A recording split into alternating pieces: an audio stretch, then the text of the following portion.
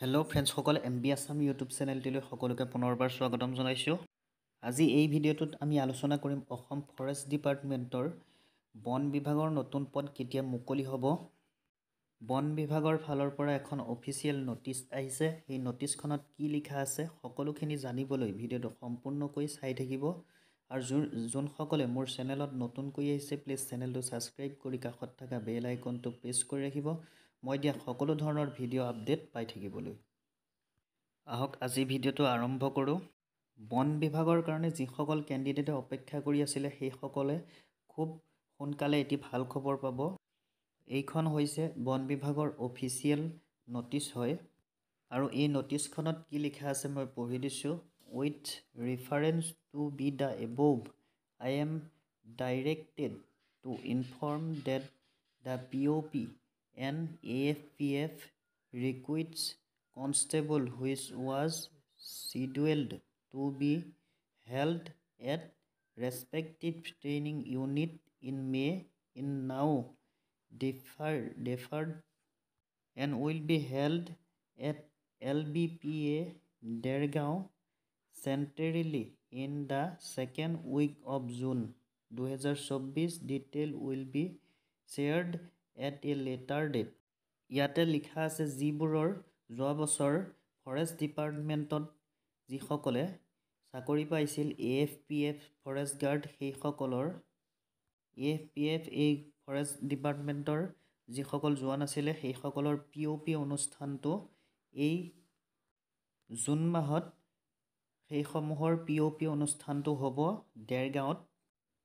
আৰু ইয়াতে লিখা আছে ডেটটো সম্পূৰ্ণকৈ ইয়াত দিয়া নাই, জুনৰ ছেকেণ্ড উইকত হ'ব বুলি এই POP অনুষ্ঠানটো ইয়াতে এই নটিচখনত লিখা আছে। গতিকে এই POP অনুষ্ঠানত মুখ্যমন্ত্ৰী মহোদয় উপস্থিত থাকিব।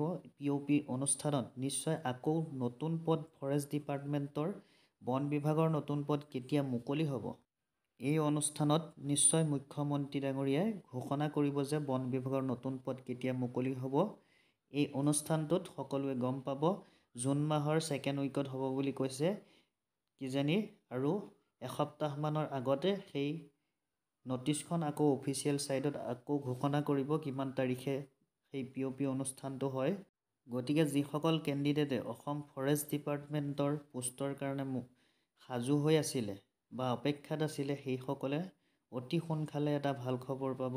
সেই POP অনুষ্ঠানৰ পৰাই সেই ভাল খবৰটো নিশ্চয় পাব। কেইদিনমান অপেক্ষা কৰক।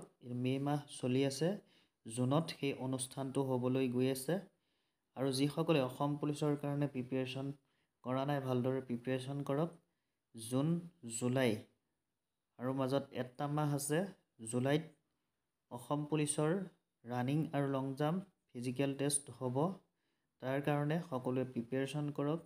আৰু যিসকলে ৰিটেনৰ কাৰণে প্ৰিপেৰেশ্যন কৰা নাই ৰানিং লং জাম্পৰ লগতে পঢ়া শুনা আৰম্ভ কৰক। অসম পুলিচৰ ৰিটেনৰ কাৰণে প্ৰিপেৰেশ্যন কৰক।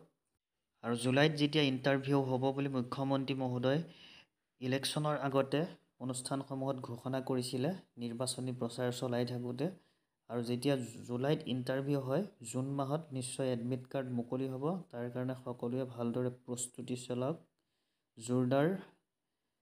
গতিকে ফ্ৰেণ্ডসকল সকলোৱে ভালদৰে ৰিটেন লং জাম্প ৰানিং ৰিটেনৰ কাৰণে ভালদৰে প্ৰিপেৰেশ্যন কৰক।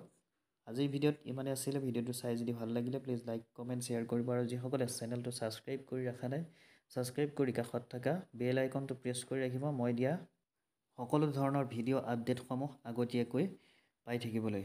ধন্যবাদ।